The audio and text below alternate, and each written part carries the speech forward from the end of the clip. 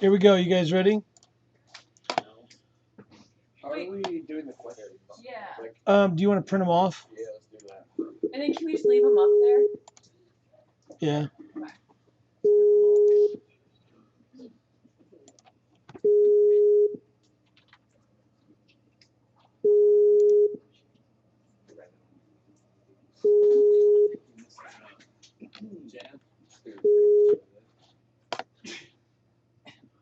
Hey, Hey, Jan, how's it going? good, good. Looking for my little picture. Hold on, I'm trying to get this all working too. Just a second. The video should be on. I see you. Can you Oh, hear me? well, no. You don't hear me? I hear you. I don't see you. Yeah, so is there something I have to do? Yeah, hit Oh, the there it is, video. there it is. I see. For some reason it was on off. Now it's on. There it is. Okay. So, hey, I feel sorry that you had to look at me when I couldn't see you. You know, you're a better Yeah. looking guy than I am. I'm just fixing my hair here. There we go. All right. Hey, I wanna start off by just saying, real quickly, Jan, uh, just tremendously humble that you're allowing us to do this, and I just appreciate everything. And Well, I have to tell you how much I appreciate your fact that you know the work you're doing, and so it's no problem for me. I'm actually quite enthused about talking to the folks, so it's great. these kids are some of the best and brightest that our school, not only our school has to offer, but uh, I would say the state of Illinois has, and that to me is exciting. I I'm get to just do gonna I'm this every just day. gonna take this cover over this window here. Oh, okay. Hey, what's this little box right here? It's his profile. It's like there's can't make it. There, does that help? There's like No, where's that coming from? It's behind you. Uh, that do it? Yeah. Yeah. Okay. So what is this box? It's his. It's like there's like multiple people that you're typing with. So that's like Okay. other users. Okay, so there's a little box in our corner right here that's an extra blank person. It looks like we've got multiple people on this, and I don't know why, but nobody else is getting on it. So, do you see a box like right in the middle? No, I just see you and me. I'm in a little box in the bottom corner, and you're in the main screen. No, I'm not seeing anything else. All right. It might just be a glitch. Yeah, it's probably a glitch. We'll just go with it. It's not covering Wanna up your call again? face. Yeah, let's Wanna try. call? Let's try it one more Yeah. time. Let me hang up. I just hung up on Jan Schlichtmann. See, like it's his picture, but then it like see. Okay, hit your video. Right. Yeah. It's just his See, profile. It's gonna stay up. just- All right, Yeah. it's gonna stay there. It's your profile picture. Hey, we should take a picture of you and My profile? yeah. So, something I can do here to remove it? No, no. What we should do is take a profile picture with our class with you, and it can be your profile picture for Skype. Yeah, but why would they have it on there? I don't know. It's okay. It doesn't really matter. So it's all good. We're having fun, and Do you not see me then? no, we see you. You're good. You're good. So, Mr. Schlichtmann, to give you a background, just a quick background, these young men and women are juniors and seniors of Pontiac Township High School. They also receive credit, college credit of 5 hours for taking this class.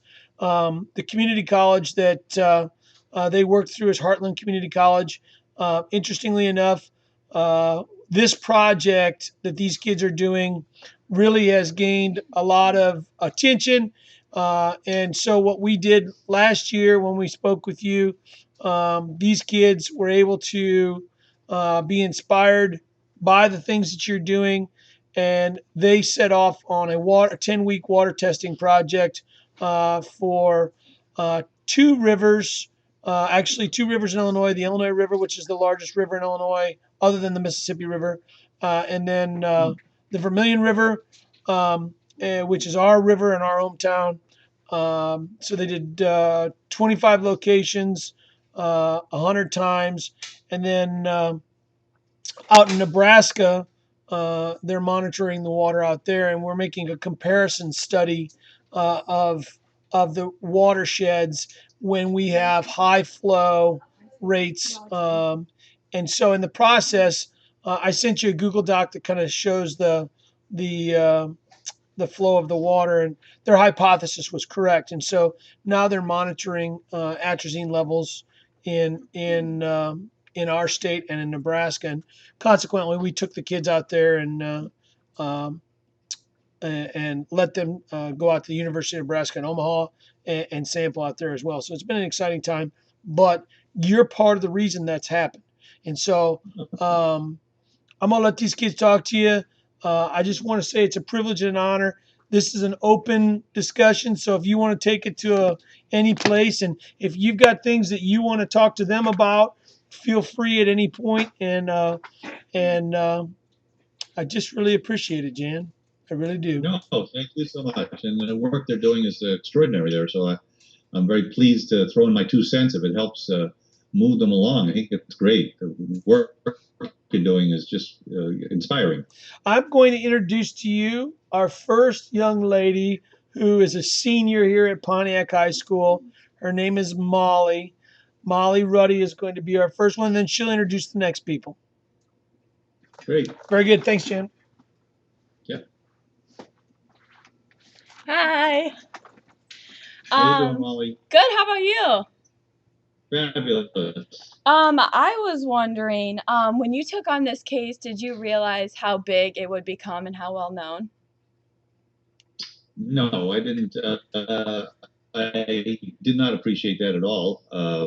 How it would be. In fact, I remember filing the complaint and coming back from the courthouse, and outside my office were all these TV and radio people all set up to interview me, and it was a big shock. So that was my first real sense that maybe this was something a little bigger than I had imagined. So no, it came as a kind of a shock, the scale of it. I knew it was a challenging case, but I never really appreciated that it would become a cause célèbre, that it would become something that people would point to as, where a lot of entrenched interests would take sides, and for and against and in between. So, in saying that, how did you feel about having the movie done about you? And Well, that was very exciting. Now, what happened is we were involved with the case for around 9 years, and then there was the years after the case when I'm trying to figure it all out, and Jonathan Harr was trying to put it all down into a book, the writer of the book. And then the book came out. I never, again, appreciated that the book would receive the kind of reception that it did, the interest. And the movie, as soon as he finished the manuscript for the book, not when it came out, but he actually finished the manuscript, it was smuggled out to Hollywood, and that's when they started to bid, different studios to bid on it. So it all came as kind of a big surprise again, that the case has just resonated with so many people. The story resonated with so many people. So really great, because it was a great way to share it with so many millions. A movie does, a book may be millions, but a movie tens of millions. And that was really the whole purpose the families wanted to share. So it was all really great, but never really quite expected. Okay. Next up, I think we have Zach Lee. Okay. You can ask more than one question. You have another question? Yeah, I can. Ask another question. Okay, I guess I'm still up. Jan, they can ask multiple questions, and they get all jumpy and excited and nervous. And so she's like, "Oh, I got to get up." She can ask multiple questions, so it's okay. Okay, so another one I had was about the movie, and how was it to have John Travolta play you, and have you had contact with him since after the movie? I haven't had any contact after, but it was, listen, having a big movie star, and he was, he was really at the height of his career. Really, the second time that he was, later and a more mature star, and he was having a big play. He did Primary Colors and played, the Clinton character, right? The Clinton figure, and he did a really great job. In the same year he was doing Primary Colors is when he took the Civil Action script. So he was really at the height, commanding, huge salary, and was very well, was on everybody's so-called A-list. So that was all very, very exciting. He wasn't my preference, I had Richard Gere was also interested, and I had really hoped he would do it because I think Richard Gere is just a tremendous actor, and he was very interested in doing it. So if I was in charge, it would have been Richard Gere.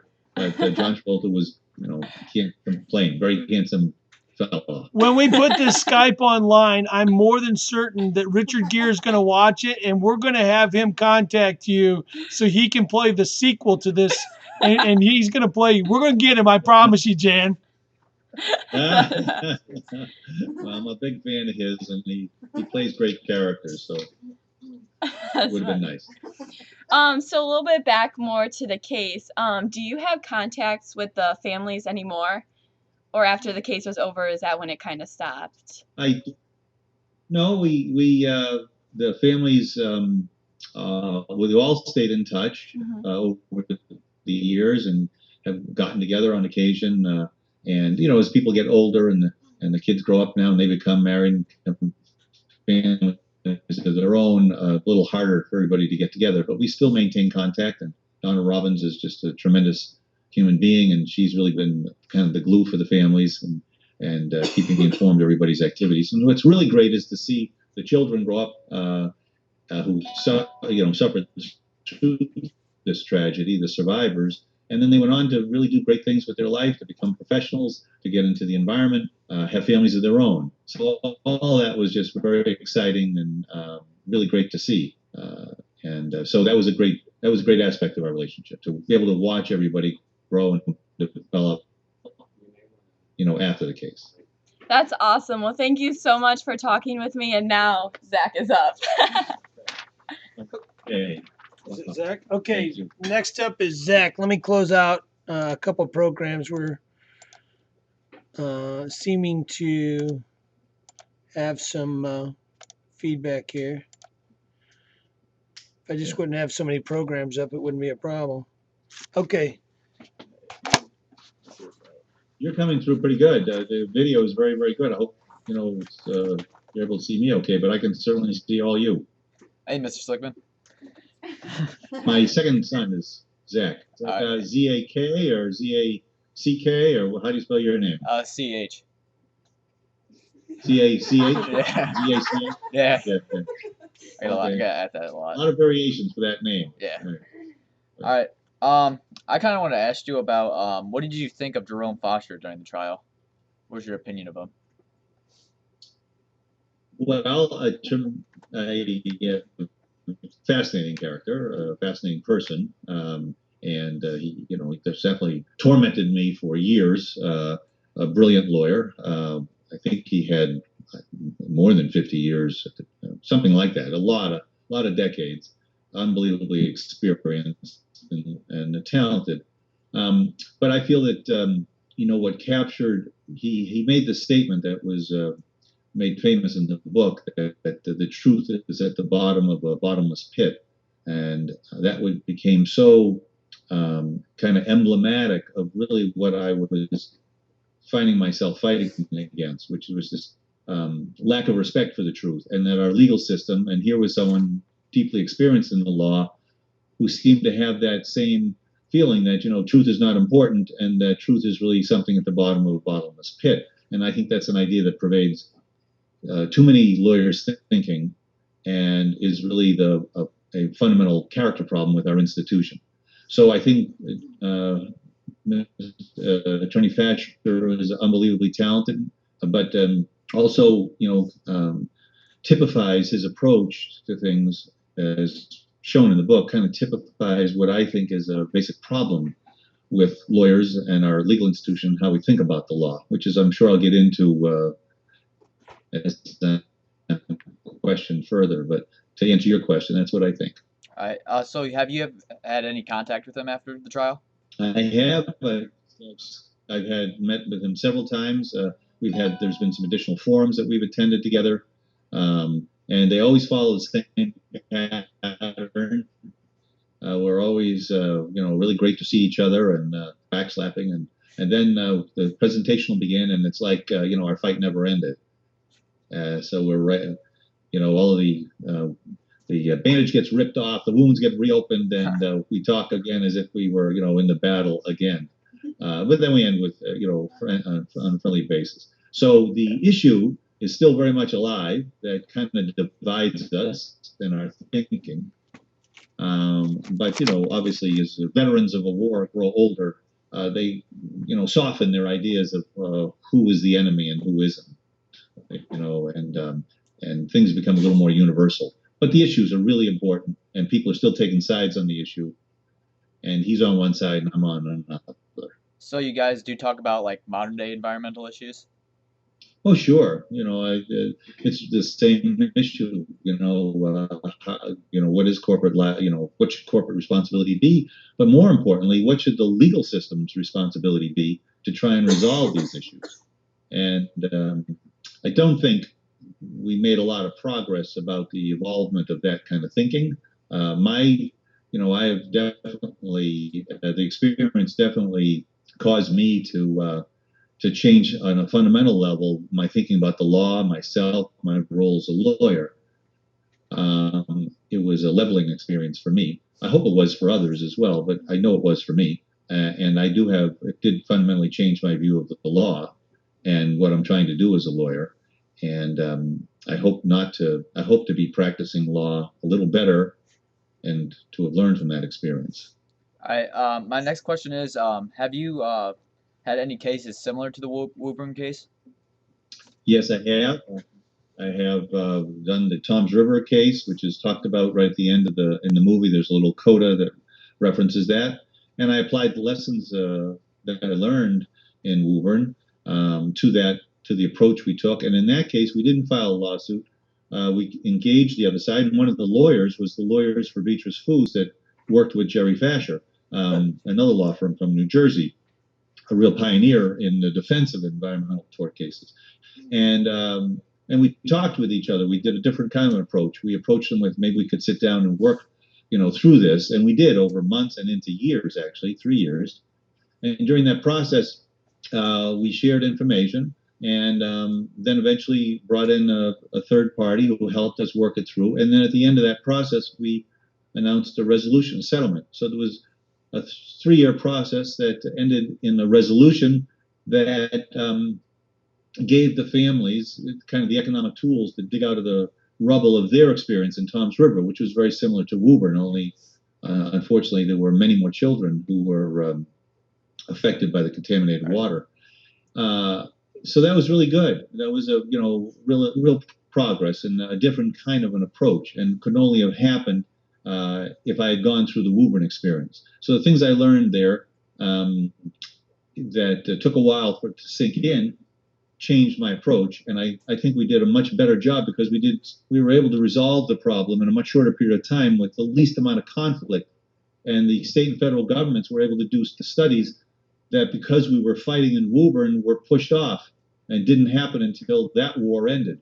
But since there wasn't a war going on in New Jersey over Tom's River, the state and federal governments did their studies, and it advanced our insight. And they showed, like Woburn, that exposure to contaminated water with these kinds of chemicals, even at very low levels, can impact public health in a terrible way. Can be associated with the increase of childhood cancers. So that was really a kind of a great example of what we learned, and that you can do things differently.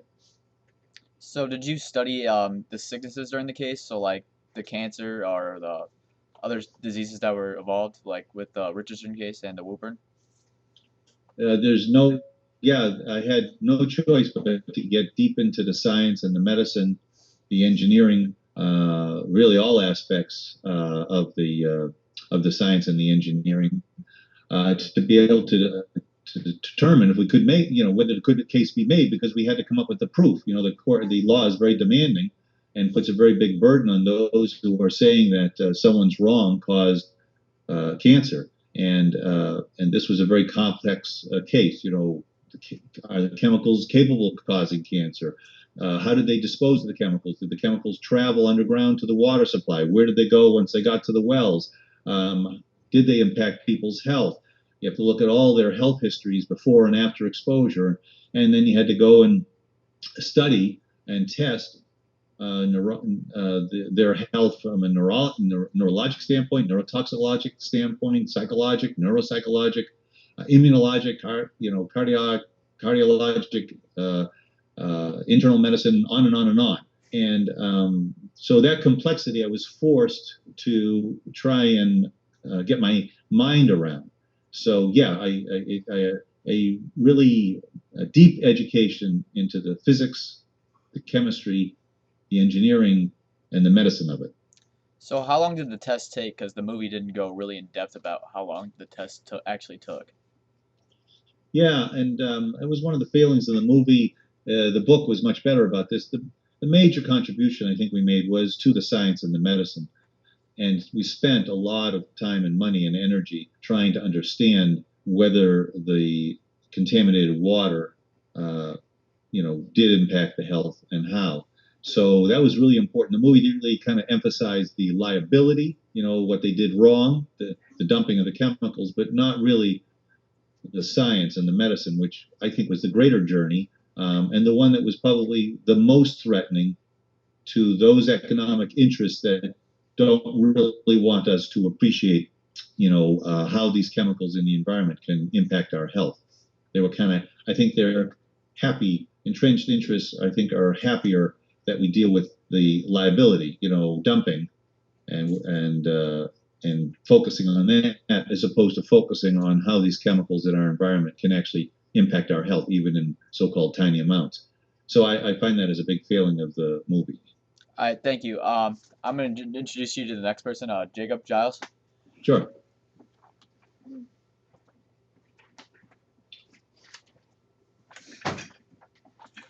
Hi, Mr. Schlichtmann. How you doing? I'm doing pretty well. How are you? Great. So I'd like to start off my questioning with this question. How did you get into your career path, and when did you strike your passion or find it? Good. Great question. Well, let me say it this way. My father wanted me to be a lawyer, so I didn't want to be one. I wanted to be several other things, but not a lawyer.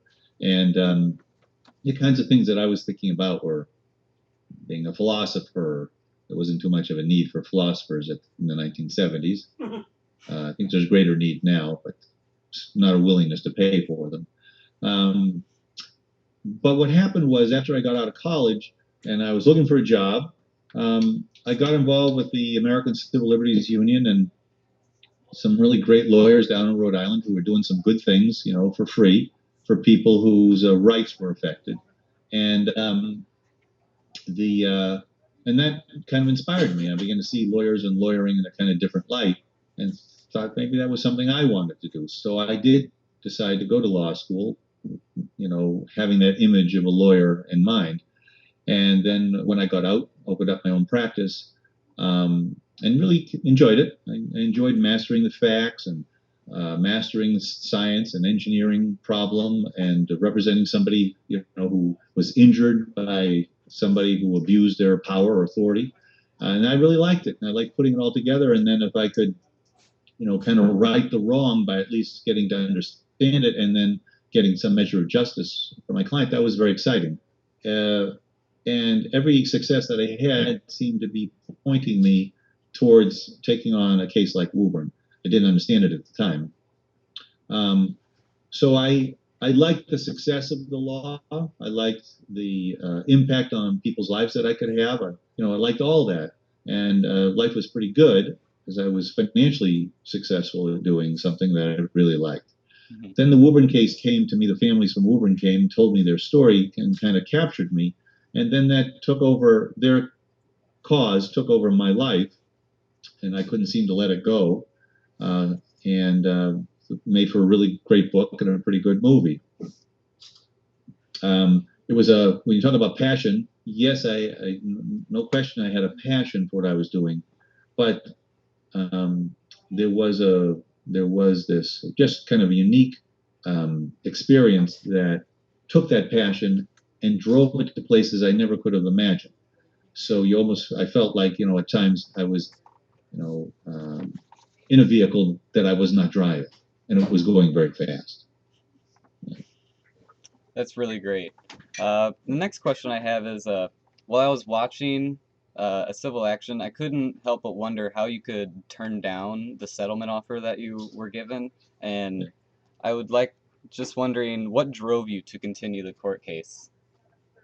Well, it's interesting you say that, and kind of a continuation of the question that you asked for about passion and drive.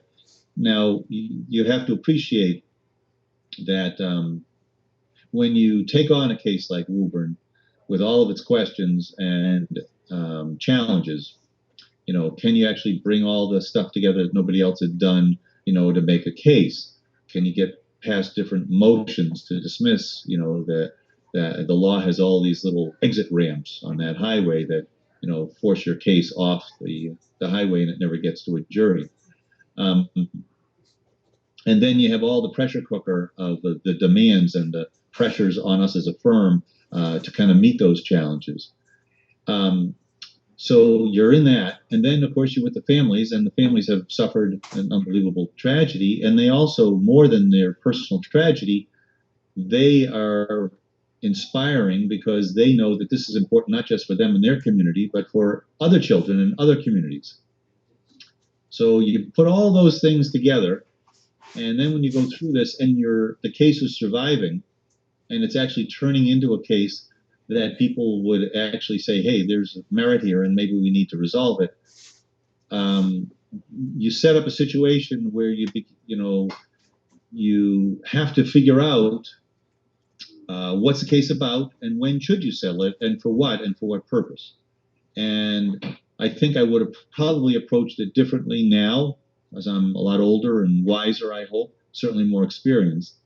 But at the time that I was there, as a young lawyer, and only a young lawyer, I think, would have taken on this case at that time, I didn't have all that wisdom and experience that only that case could give me. So I did a lot of things wrong. I should have approached it differently. It's not really about the money, and it's not really about the amount of money. What it really is about people sitting down to resolve an important problem that needs discussion and resolution. And once you understand that, you don't have to focus on the money or the amount. Mm-hmm. The process itself of sitting down takes care of that. And I learned that and have employed that in my practice. And I think to good effect for the benefit of my clients and really for the others caught, in that conflict. So I just have a different approach, a different way of looking at things than I did then. Yeah, I don't really know how to respond to that. That was just a lot. It's really inspiring how you did that. And another question, make a bit of a transition, is where do you think you would be today if you wouldn't have been able to have the opportunity to take on that case? That is a good question. I ask myself that a lot, and I don't have a really good answer. I think that what do they say is that character is history, and good, bad, and ugly. We just we become who we are, and as we live and we make choices, some of them well thought out, and others not so thought out, intuitively and expressly and by instinct, we begin to see who and what we are. And so I never really had, my life was never really thought out. Mm-hmm. And I think that's going to be true of you and everyone else. I think that the most important thing is that you should always put yourself in a position, I think, if you can, to be at the place you love and to do the thing that you love. And everything else will take care of itself. And if you're there with someone you love, then I think that you are probably got all the ingredients of having a life in which you can deal with all the challenges and the tragedies that, and wonderful pleasures that life has to offer. So I have come to appreciate that place, a person, and persons, to love, and doing something that does appeal to your passion. If you do those three things, I think you have the best chance to wring as much happiness and to withstand all of the tears that this life has to offer. So if I have anything to offer, I would offer that. And then the final question I have for you, and I'll be leaving with this, is what were your views on the environment before taking the case, and what were they after the case, after your involvement with the families and the corporations? What were your views then? That's a really good question too. I think of it in terms of I have been on this journey like all of us have been, and there was an awakening that occurred when I was a young man, not so much older than you.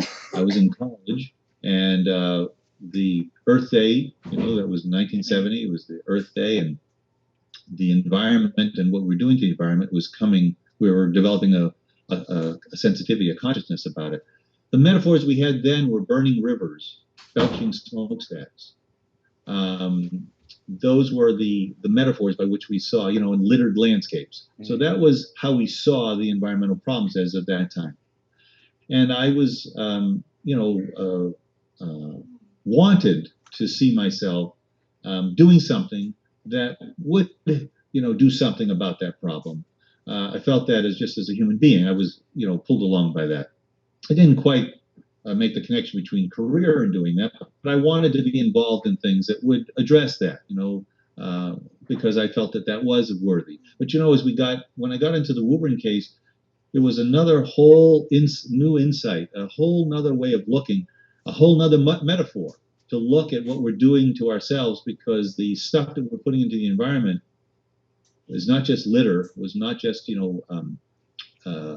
things that would catch fire on a river, not something just coming out of a smokestack, but it actually gets into the biology of life, into us. It goes through the ecosystem of which we're all, a part, and that can have profound impact on our health and well-being and our ability to thrive, if not just survive. And so that was a whole new awakening, that what we do to the environment comes back, in all sorts of terrible ways to haunt us, like the children in Woburn, were trying to show us. So I've been evolving like everybody else, and now those metaphors have gone from burning rivers and belching smokestacks and littered landscapes to a burning planet. Mm-hmm. So the scale has increased tremendously. The challenge has increased tremendously, and the need for knowledge and insight has increased exponentially. That means we can't do it on our own. Not one person. All of us got to do it together, and we all got to want to do it together in order to deal with what we're doing to the planet at scale. That's fantastic. I think that's all that I have Hey, for Jan, right now. by the way, Jacob is the one that I sent you his takeaways. He's the one. Yes, very good. Well, Jake, I'm impressed by your thinking, and as I emailed to Paul there, you're going places. I saw that. Thank you. Know that. It's really been an honor talking to you, and I think next person that's going to be coming up is Stephen Corrigan. So, hand it off to him. Thank you very much. Good luck to you. Thank you. Thanks. Yeah.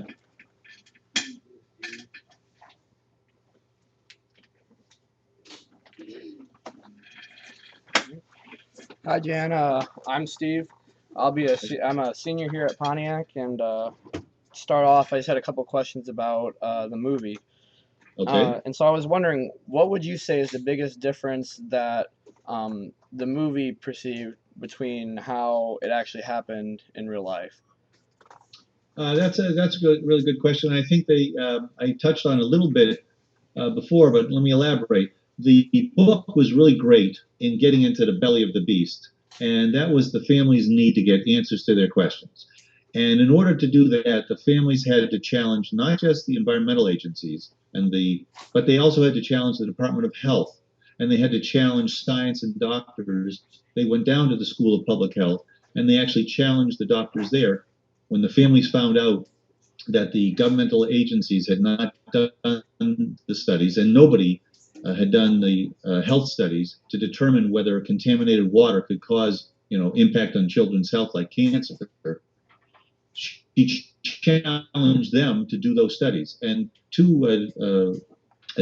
Zellen and Lagakos, two really great doctors at the School of Public Health, took up her challenge, and together they devised the first ever health study of a community to see if there was a connection between water and cancer cluster. Never been done before, and they did it, all because the families challenged them. So here was, the family's challenge to us was to get into the science and the medicine, to understand these things, because they were told, don't worry about these chemicals in the water. They're just tiny amounts that can't affect your health.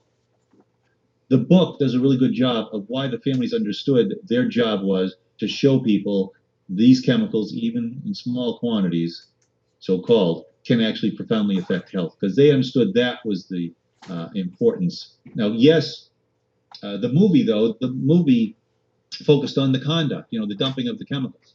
And the problem when you just focus on the dumping of the chemicals, it becomes the excuse not to really see how these chemicals can profoundly impact the environment and our health. Because once you appreciate the environmental and the ecosystem and the biologic impact of this toxic waste, then you become much more passionate about regulation and control and coming up with technologies that don't rely on these toxic chemicals and the production of such toxic waste. And that is the thing that is most threatening, I think, to the economic interests that make a lot of money producing these toxic chemicals. And so the book focuses on where I think we should be focused, because like the families understood, it's all about our children, because our children are our future.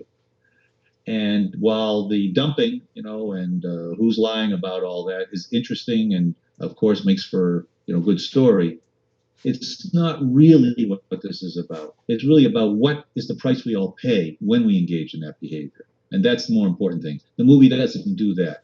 It concentrates on the former rather than the latter, and that's my basic problem with it. And so with that, they obviously, the producers or the scriptwriters would have talked to you before the movie, but when they were actually filming and producing the movie, how involved were you, and what aspects did you have the most part in? Well, they certainly let me come on the set and eat the food, which is really good, really good catering. Urge you all, when you have a movie made about you, to go on the set to get the food. It's really good. But they were not as interested in my opinions about how the movie should be. They had their own thoughts about that. So I was a consultant, which was a lot of fun. But being a consultant and actually, influencing the decisions that are made are two different things. I had the fun.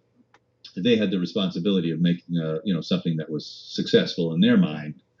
So I would certainly make suggestions, but not really with the idea that somebody would actually accept them. All right, great. So a little bit off topic from the case, how would you say being Boston's most eligible bachelor was? Well, that's such a long time ago. I had a good time. I remember that. I'm not that old. I do remember having a good time. I liked, when I had moved to the big city when I started my career, and I had some really good friends, still do, who are my partners at the time, Kevin and Bill, and it was really exciting developing the practice and doing cases and being successful, and then getting financial success, and then with the financial success, getting all the things that I thought made life worth living, the car and the condo and the clothes and all the rest of it. So life was really really good.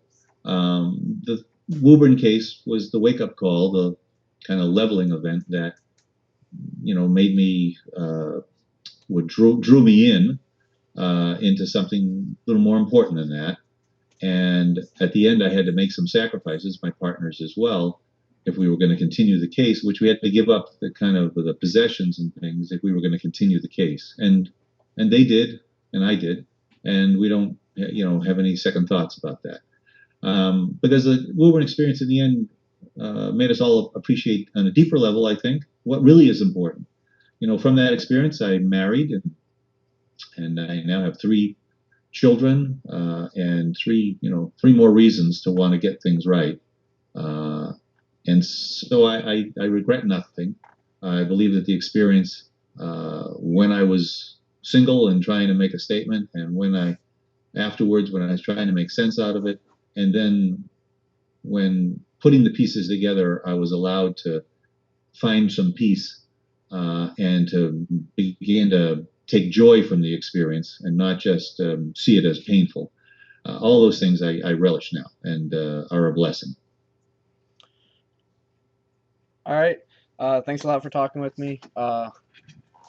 Next up will be Megan Heller. Thank you.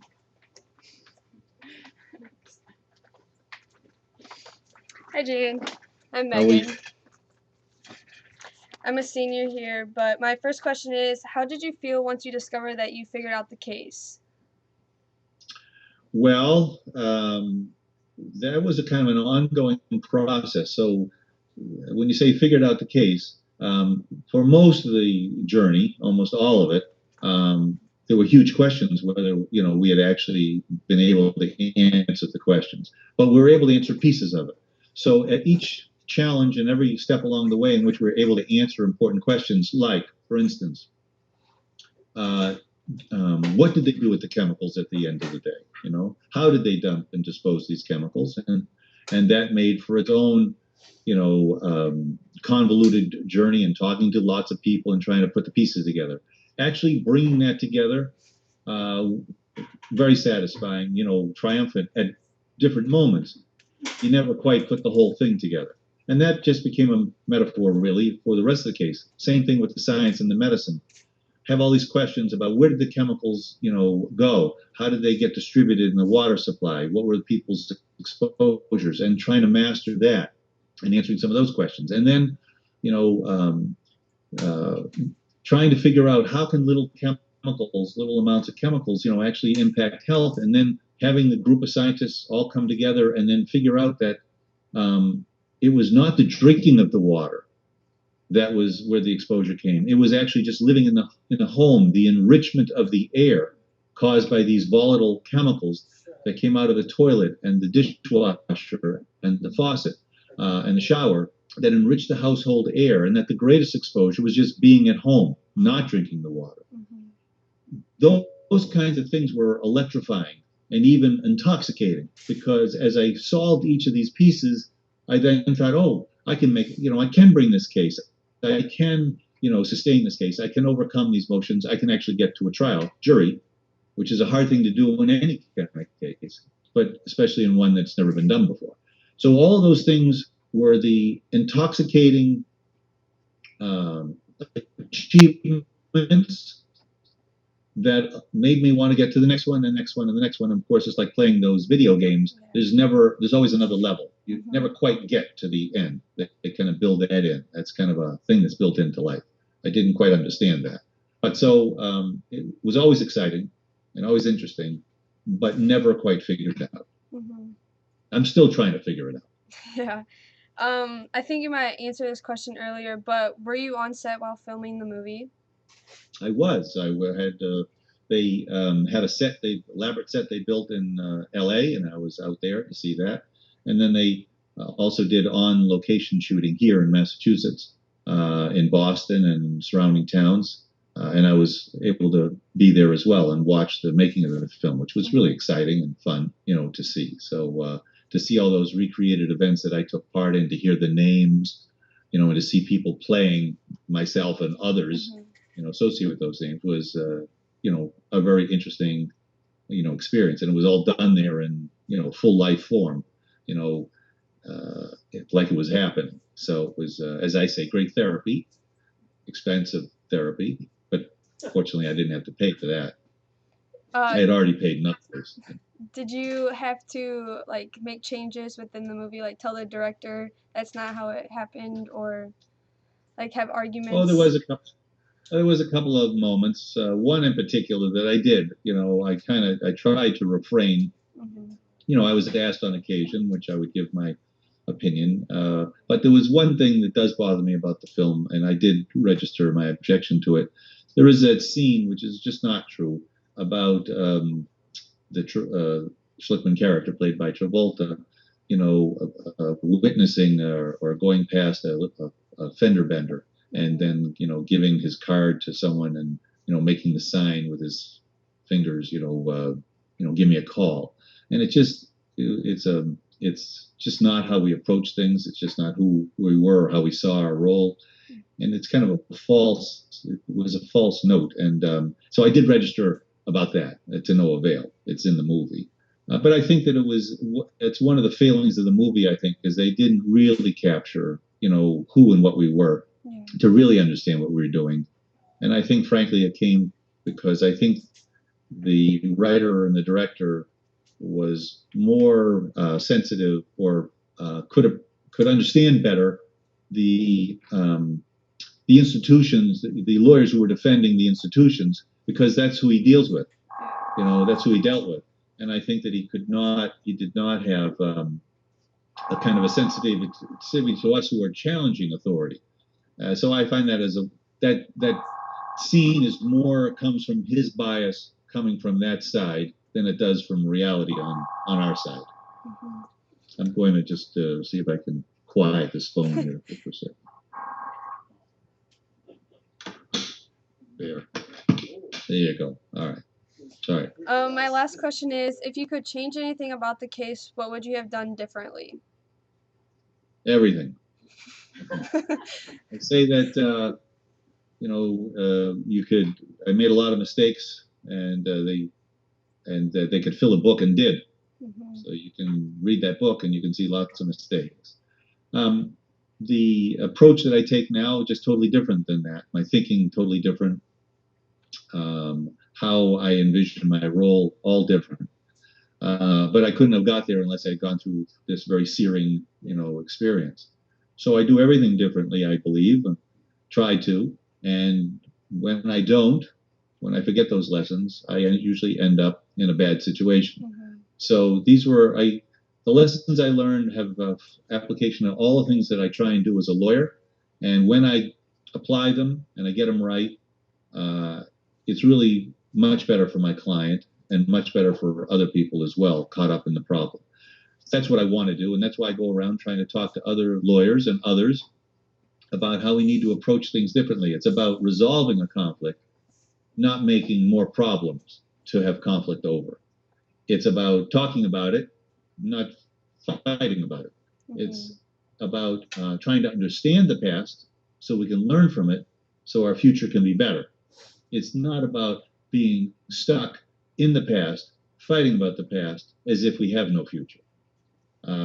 And when you understand those things, it changes who and what you are as a lawyer and how you go about your work. And I hope and think for the better. Well, thanks for talking with us. Next up is Seth Cunningham. Great.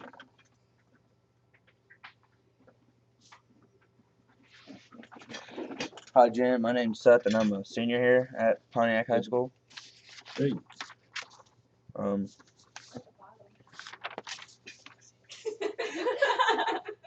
What made you decide to practice law in the first place? I think basically I was looking for, I had got out of college, tried to find employment. I did find some employment as an insurance salesman, and was pretty good at it. Was a good salesman. And then I watched the Watergate hearings and were riveted by them. I was very much into politics, and decided, that, maybe, being a lawyer is something worth considering and not rejecting as I had for so many years. And then an opportunity came up to become executive director of the ACLU, and a chance to work with lawyers. And so in that kind of experience, I felt that was, maybe that did speak to the different things that I wanted to do. I didn't think that lawyering could speak to those things, but that began to entice me into thinking I could. And so that's why I went to law school. and liked the idea that I could have something in which I could survive on my own, be my own man, and have my own business, and do things for people and hopefully be successful at it, and perhaps even do some good things. So that was kind of the combination of things that drove me to the law. That's cool. How long were you practicing law before you were presented with the Wilburn case, and how old were you? Well, let's see. I graduated 77, so I was I 26, and then that was in 77, and they came into my life. Wilburn families came into my life in 81.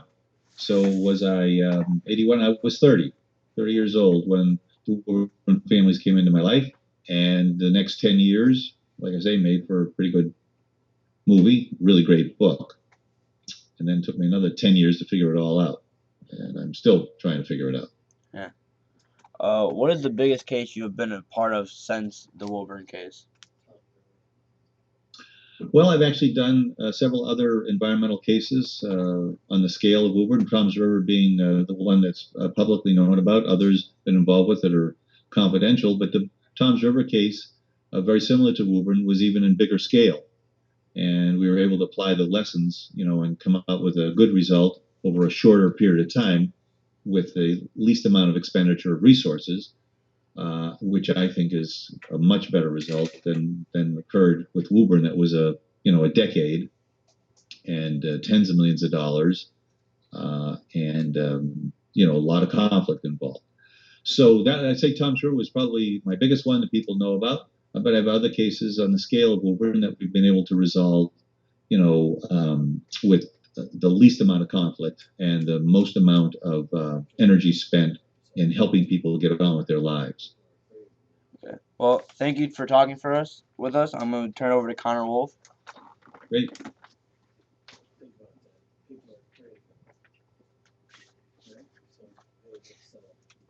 Hi, Mr. Schlichtmann. How are you today? Marvelous.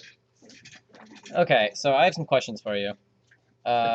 So during your case, obviously you became very much in debt, and I wanted to ask you, how long did it actually take you to pay back all of that debt that you owed? Well, I had that debt. I incurred a tremendous amount of debt, and tried to deal with it. It was really overwhelming, and so eventually filed for bankruptcy. So the way for me to be able to be able to have a financial future was to file for bankruptcy. So I went through the agony of bankruptcy, and then was, given my what the law promised me to be a clean start. But the law doesn't always quite work out that way. And there were several more years that I had to deal with, the financial legacy of the past. So it was all very, very difficult, and really disappointing, because I had always thought of myself as being a very successful person. And so it was, I certainly felt an obligation to all those people who, I owed money to. But eventually I was able to put things together and go on with my life and have a life, with a little more financial security than before. So very painful experience, which I had to learn some painful lessons. Okay. Well, then regarding that financial need, do you think that the case would have turned out differently if you had a larger financial backing? With the case of well, we were able to finance all the things we needed to bring the case. So it wasn't a problem that we didn't find enough financial resources to put the case on. That really wasn't the problem. The problem was that the system, once we did that and accomplished that at great expense, that the system didn't honor, that work, didn't allow us basically to get all of this expensive work through the courtroom door into the courtroom. And that was the greatest disappointment, because, I believed, we met all the challenges, that we did all the things that we needed, that we took what was extremely complex and noisy and made it something I thought very compelling, but kept being confronted. And I think that's why the book does such a good job, being confronted with challenges and the changing of the rules that didn't allow us to present all of this hard-earned facts fairly in front of a jury. And so that was probably the greatest disappointment. was not to be given a fair shot after all this really hard pioneering work. And I've spent a long time figuring out why the system had so much trouble in doing what I thought was just fundamental fairness for the families and the work that had been done on their behalf. And I have lots of theories about that, and I've been talking about that over the last couple of decades. And I think it goes to our system, and the question we have to ask is whether our system really respects the truth or whether it pretends to, because it is too easily caught up in the conflict paradigm, which favors entrenched power in the end, and really in the end finds truth to be a discomforting, element, and would like to ignore it on occasion if it could, and if it has to deal with it up front, face on, it tends to have kind of an ugly response too many times. So our system has to value the truth. If it doesn't, I think we're all lost. We can't solve these environmental problems without the truth. And the truth is that a lot of our problems stem from the fact that we make a lot of money is to be made doing it the wrong way. A lot of money is to be made by polluting our environment and not connecting the dots about what we do, on Monday could impact us and our children on Friday. So I just think that we need a legal system that honors the truth. And in order to do that, we have to think fundamentally different about our metaphor. Our metaphor is conflict. And a conflict metaphor, in other words, you have to go out there and one has to be a winner and one has to be a loser. You're going to sacrifice in conflict the truth. That's the first casualty of war, is the truth. It's true in a legal case as it is in war itself.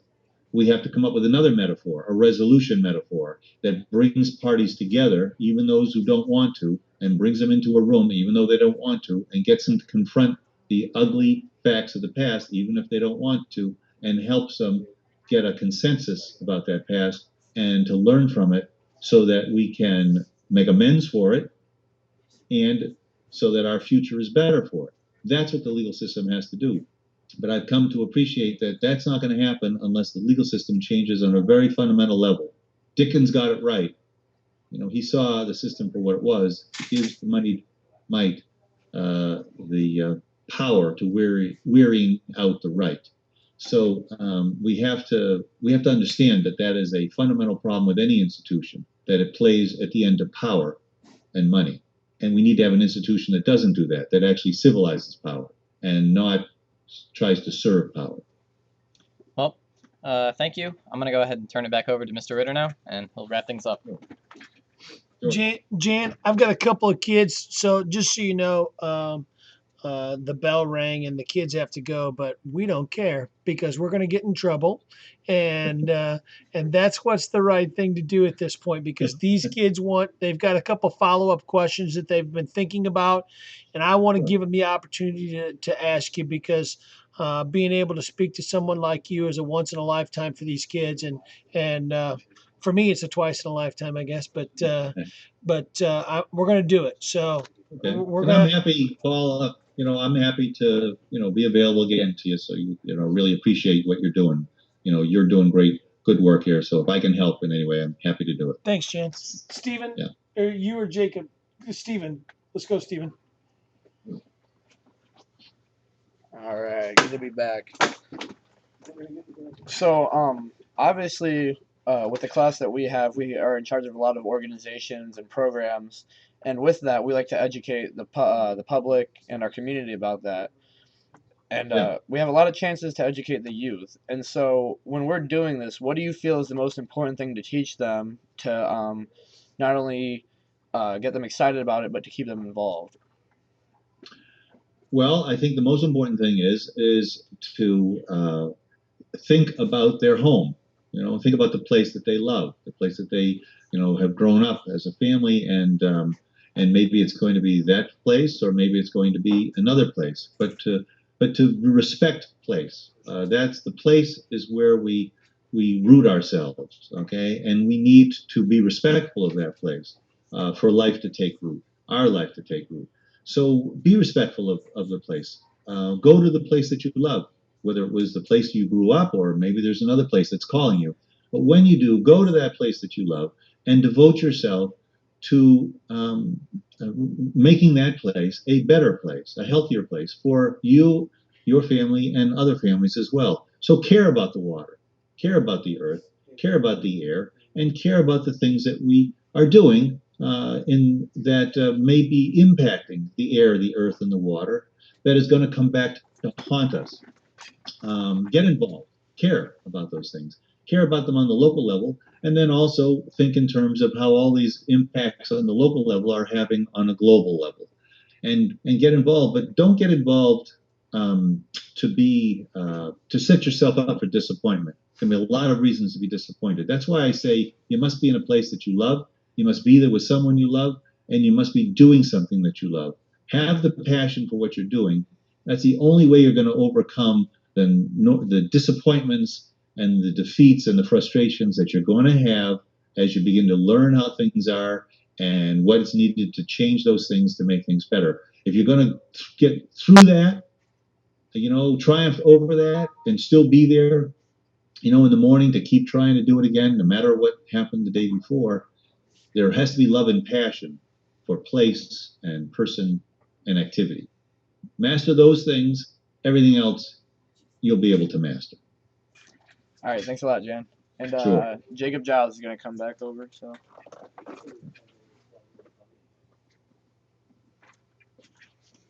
Hello again. Hey.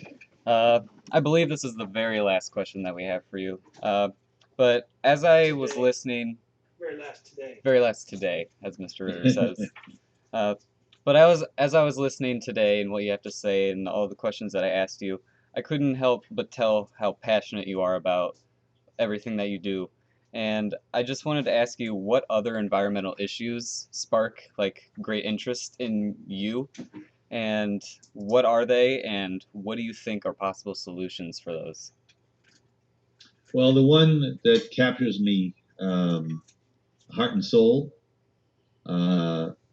is the ocean, is our the fact that we are a blue planet.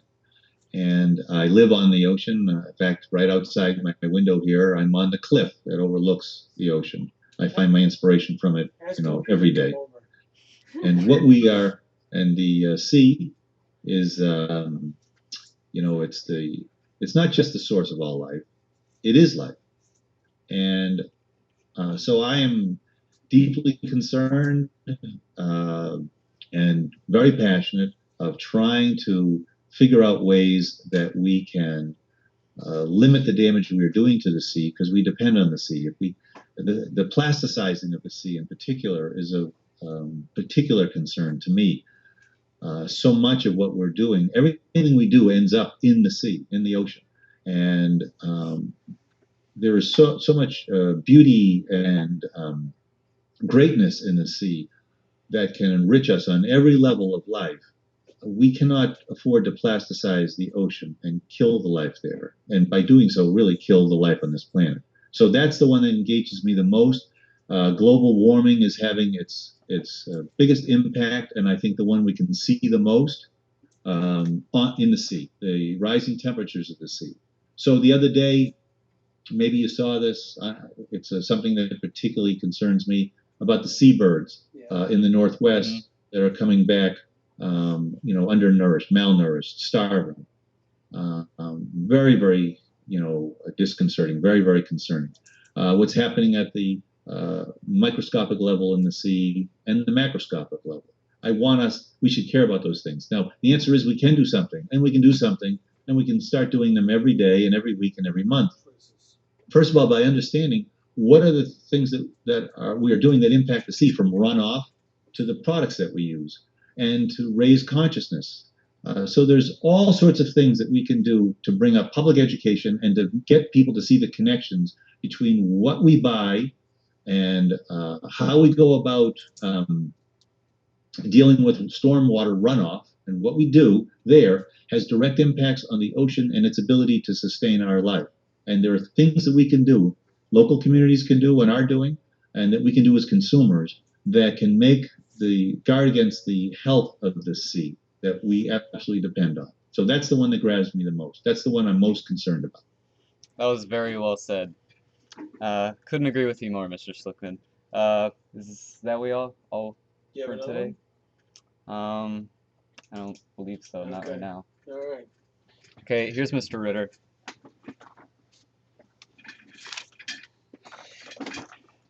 Jan, you got 7 ninja eco warriors ready to follow you into any battle, and they will carry the flag of Jan Schlichtmann very high.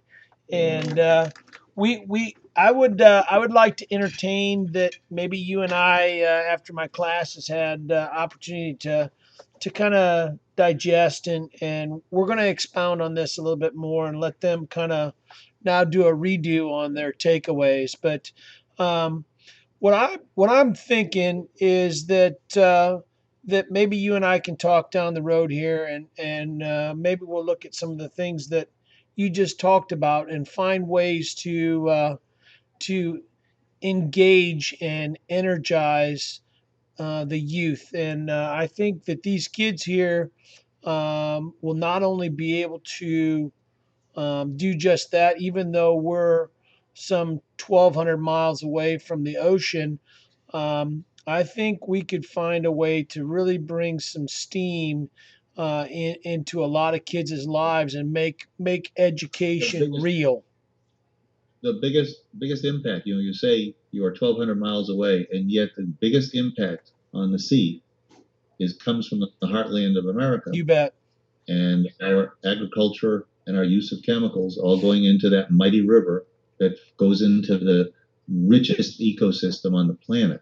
Yeah, and that's what I'm thinking, Jan. And that's really what I'm thinking. Our water testing project that we have that, what I'm thinking is, we've got a kickoff in April called the Clean Water Celebration, which we're bringing 2,000 kids from around the central United Illinois actually into Peoria, and we are going to get them jacked about clean water and water testing and seeing what's in our water. And my thoughts are is that I want to get the states between here and Nebraska, both east and west, but north and south. I want to get kids in all them states testing the water so we can have a giant screenshot or a movie, if you will, of the water flow and the chemicals. Right. A citizen science project, we call it what you want, but a real project where we take it to a whole nother level and let these kids be the champions of the earth. Listen, and I'm glad you touched on that. Facts. I don't know if I made that point, but I want to emphasize what you just said. That's how we have the biggest impact. Getting out the truth, getting out the facts. And it's not about confrontation, and it's not about working against. It's about working with. And when we educate ourselves, okay, and we educate others, we are giving the gift of learning. That's what the families, that was what they were all about. That's why they wanted the book. That's why they wanted Jonathan Harr in there. They wanted to share their story because they figured that was the only real way they could actually affect change, by just getting people to understand what happened and not to lie about it, but to actually see it for what it was, so that people on their own would be able to make their decisions to change. So I applaud that your approach and their approach is about getting the facts. When we get the facts, we have a foundation to build something. Yep. If we don't have the facts, we can't build it on a fiction. We can't build it on a lie. And the facts are absolutely vital to life.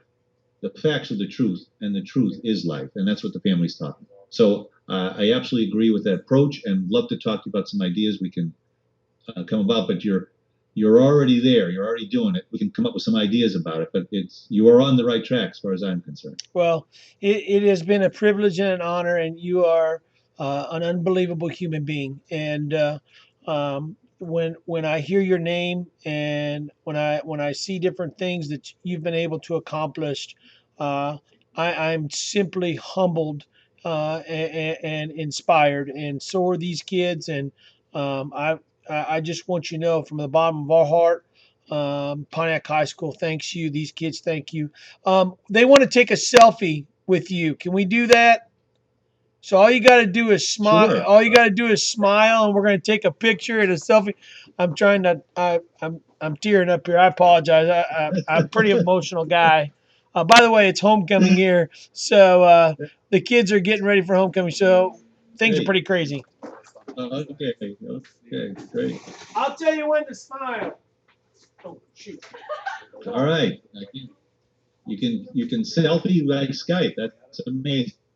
All right, here we go. No games. The peace sign. Here we go. Jan, smile. 1, 2, 3. Hold on. Oh, that was good. All right, let me take. I gotta turn the flash off. I'm technologically illiterate. Here we go. 1, 2. No symbols. 1, 2, 3. Perfect, Jan. Thank you so much. God bless you, sir. You are my hero, and I can tell you, I'll give you a call, and we'll figure some things out. I've That's great. got some ideas, but thanks so much, and we'll talk to you later. Have a great weekend. Thank you to you and your students. Thank you. Okay, Take care. bye-bye. Bye, Jan.